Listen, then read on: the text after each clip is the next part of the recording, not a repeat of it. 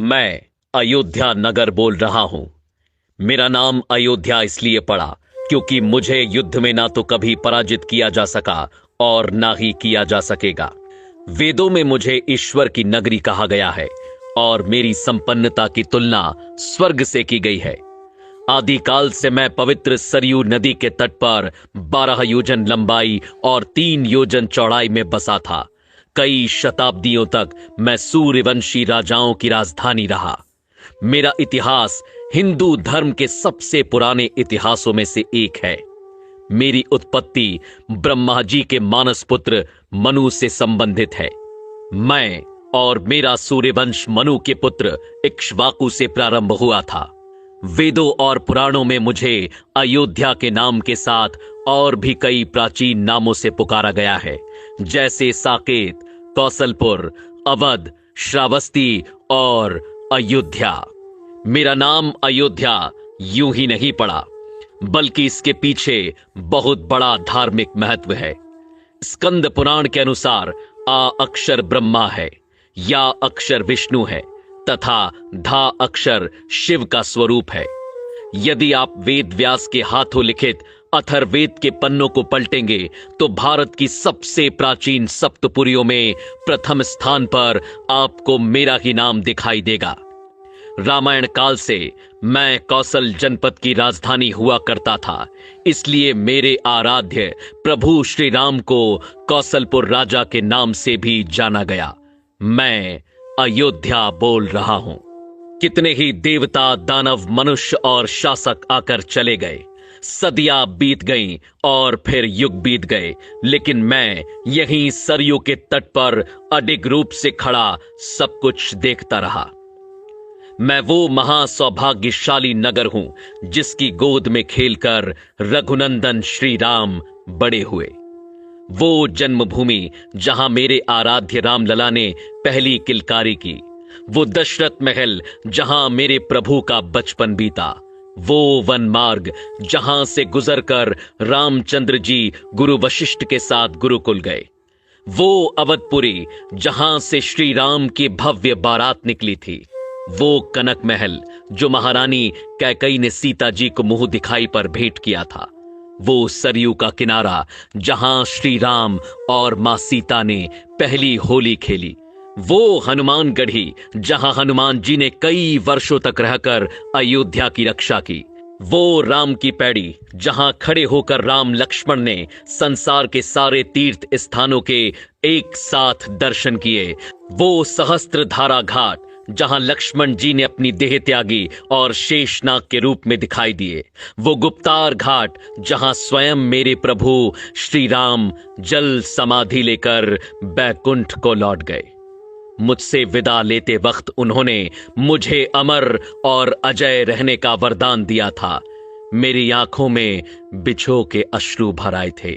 मैं अयोध्या बोल रहा हूं। यह सभी कुछ अपनी इन्हीं आंखों से देखा है मैंने।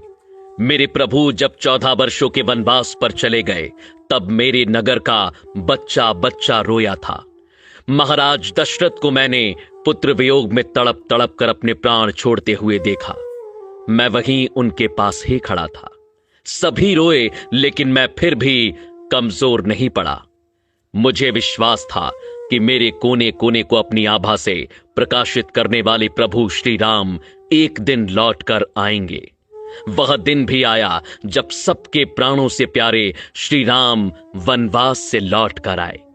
उस दिन मेरी भूमि पर महादीपोत्सव मनाया गया था। मेरी शोभा को मानो 4 चांद लग गए।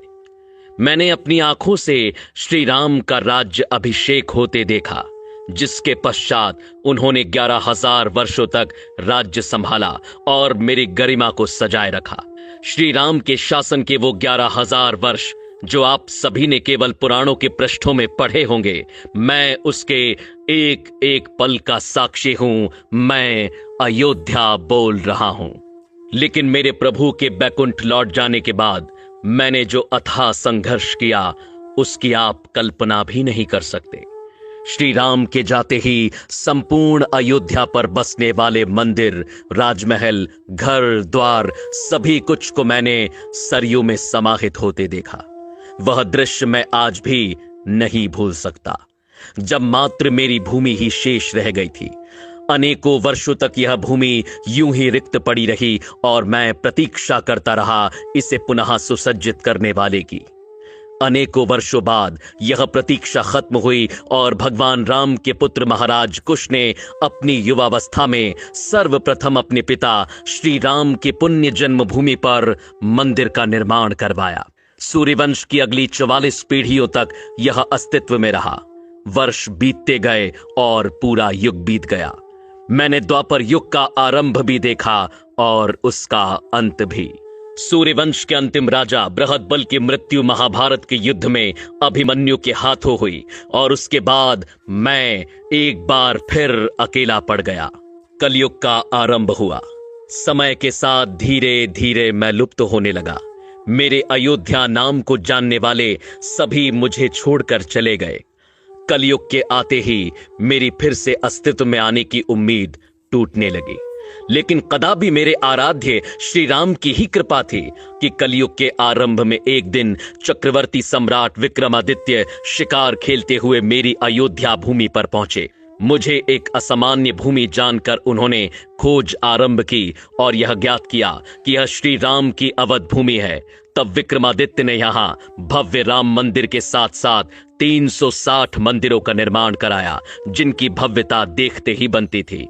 कलयुग में मुझ अयोध्या का अस्तित्व एक बार फिर लौट आया। इसके बाद समय समय पर मैंने अच्छे और बुरे दिन देखे, लेकिन मैं अडिग रहा। साल 1033 में मुगल आक्रांता सालार मसूद ने मेरे मंदिरों को ध्वस्त किया, जिसके बाद गढ़वाल वंश के राजाओं ने फिर मंदिर का निर्माण कर मुझे खड़ा किया। साल 1528 में मुगल बादशाह बाबर के निर्देशों पर फिर मुझे कुचलने की कोशिश की गई और मेरे सर्वस्व श्री राम के पूज्य जन्म स्थान पर बलपूर्वक मस्जिद खड़ी कर दी गई। मेरे रामलला से प्रेम करने वालों के हृदय में ये आग धधकती रही कि श्री राम को न्याय कब मिलेगा, और 1853 में यह आग भड़क उठी, जब यहां पहली बार हिंदू मुसलमानों के बीच दंगे हुए। उस समय अंग्रेजी सरकार ने अस्थायी रूप से समझौता कराया। साल 1949 की खुदाई में यहां श्री राम के अवशेष मूर्तियां पाई गईं, जिसके बाद 1950 में सिविल कोर्ट में मूर्ति स्थापित करने की इजाजत मांगी गई। साल 1961 में एक बार फिर मेरी जागती उम्मीदों पर प्रहार हुआ और मेरे आराध्य श्री राम की मूर्तियां हटाने की कोशिश की गई। साल 1984 में विश्व हिंदू परिषद ने मंदिर निर्माण के लिए कमेटी का गठन किया और हिंदुओं को एक छोटी सी विजय के रूप में यहां अपने प्रभु श्री राम की पूजा करने की अनुमति मिली। इसी क्रम में साल 1992 में कई हिंदू संगठनों ने मिलकर मस्जिद के विवादित ढांचे को गिरा दिया, जिसके बाद देश भर में सांप्रदायिक दंगे भड़क उठे, जिसमें 2000 से ज्यादा लोगों को अपने प्राणों की आहुति देनी पड़ी।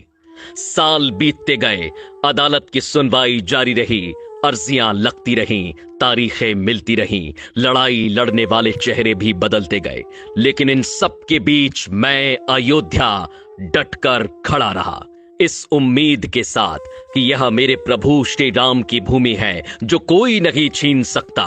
आखिरकार बहुत लंबी प्रतीक्षा के बाद साल 2019 में इस लड़ाई में पहली विजय मिली, जिससे मेरा रोम रोम खिल उठा, जब सुप्रीम कोर्ट ने मेरे प्रभु श्री राम के पक्ष में फैसला सुनाया और 2.77 एकड़ भूमि के हिस्से को मेरे रामलला के लिए लौटाया।